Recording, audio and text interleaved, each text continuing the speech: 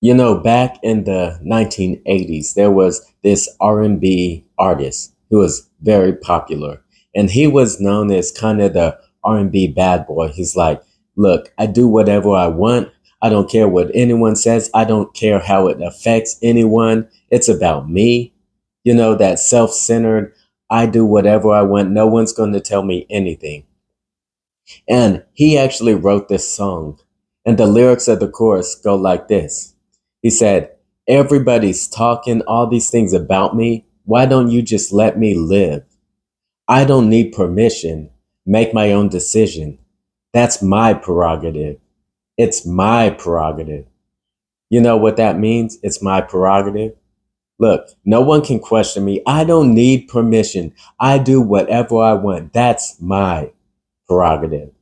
And that's what I want to talk about today. So let's look at our text, Romans chapter 9. We come to verse 22 and 23, and Paul says, "What if God, wanting to show his wrath and to make his power known, endured with much long suffering the vessels of wrath, fitting themselves for destruction, and that he might make known the riches of his glory on the vessels of mercy, which he had prepared beforehand for glory." So remember, Paul's been saying, God, he chooses one, he rejects the other, he sets his love on one, his hatred on another, he has mercy on one, and he hardens the other. And the reply of the arrogant man says, "Wait, God, who are you to find fault with me?" And then Paul says, "Wait a second, who are you to reply against God? You're the thing formed. You can't say to the one who formed you, 'Why have you made me like this?'" He's like the potter, God, the potter. He has the power over the same lump of clay to make a vessel of dishonor and a vessel of honor. Well, as we see here, he has the power to make vessels of wrath and vessels of mercy. And Paul's like, that's God's prerogative. Notice how he puts this statement back to verse 22. He says, "What if God wanted to show his wrath and to make his power known?" What if God does this? Now, that what actually isn't there in the original language. It's fine if it's there in your English, but it's saying if God wants to do this, that's his prerogative. We get so caught up because we're so man centered on our prerogative, on our rights, on what we do and should get to do and have the right to do. But the scriptures say God gives to all things life, breath, and all things. It's in him we live, we move, and have our being. We say it's my prerogative.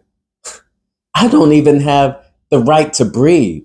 Breathing isn't my prerogative. I don't have living, period, isn't my prerogative. It isn't my prerogative to keep my brain functioning. It isn't my prerogative to keep my heart beating. It isn't my prerogative to keep the blood flowing through my veins. It isn't my prerogative to keep my lungs functioning. We're so caught up. Oh, it's my prerogative. It's my right. What can we do without God? Absolutely nothing.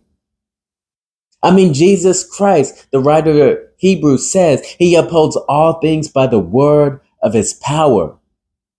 That's his prerogative. What prerogative, what right do we have?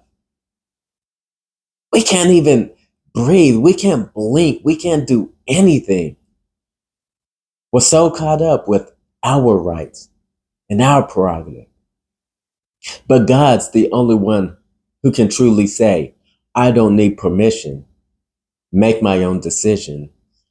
That's my prerogative. God's the only one who can truly say that.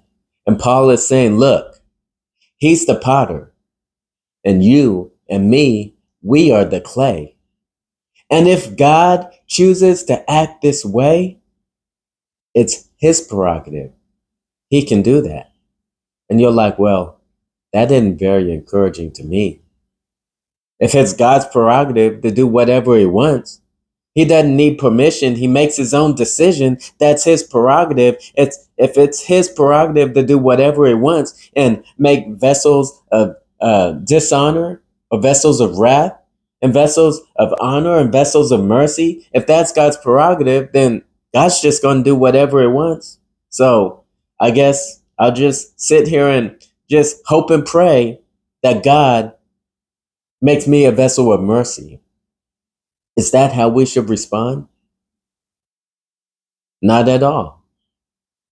Yes, it's God's prerogative, but it's God's prerogative to send his son into this world so that you and me might be saved.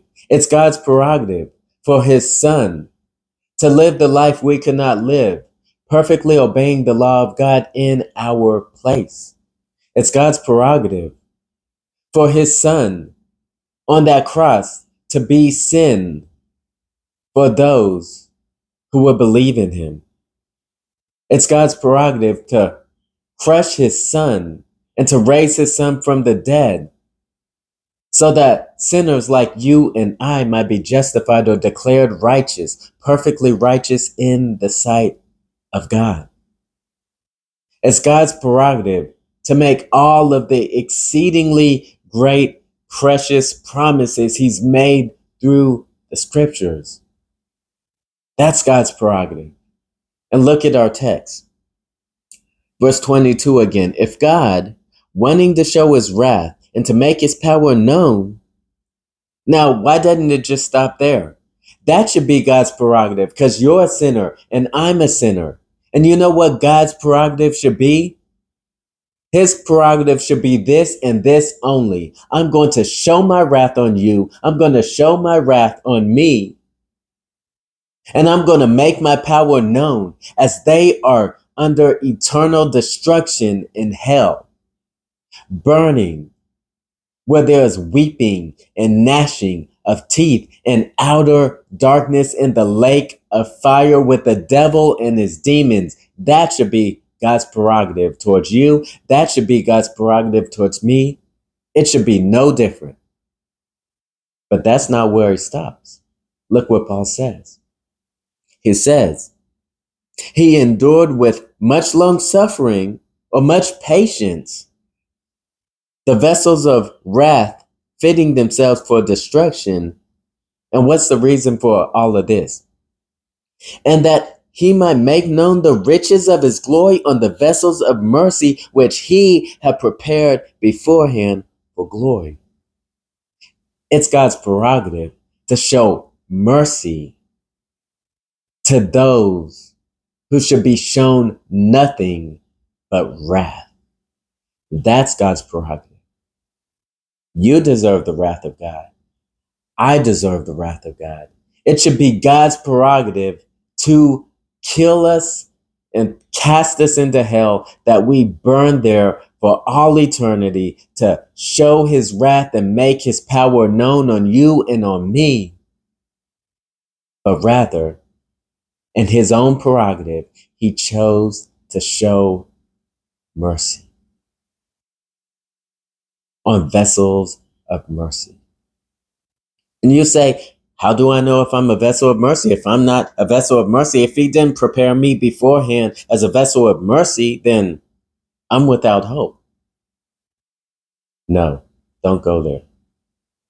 Do you realize God didn't send his son into this world to do what he did? And then he kept it hidden to only a few people? Maybe he came to the Jews, and instead of telling his disciples, go and make disciples of all nations, he said to his disciples, look, I only came for you guys. So don't tell anyone. Remember, isn't that what he said many times? Like when he went up on the mountain of transfiguration, don't tell anyone yet. But when he rose from the dead, guess what? Now go to all the nations, all the world. It should have been God's prerogative to say, I'm going to keep this hidden. I mean, they're vessels of wrath anyway, right? No, God, it was his prerogative to make it known throughout the whole world and every tribe, tongue, people, and nation that he might have mercy on some. So let me ask you, has God shown mercy to you? That was his prerogative. That was his right. And he did it out of his own will. So glorify his name.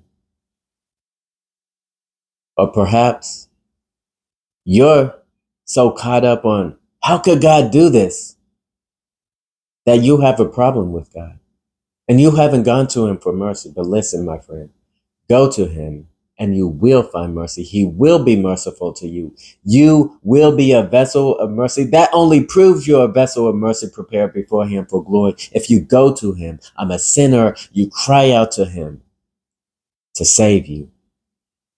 That's God's prerogative.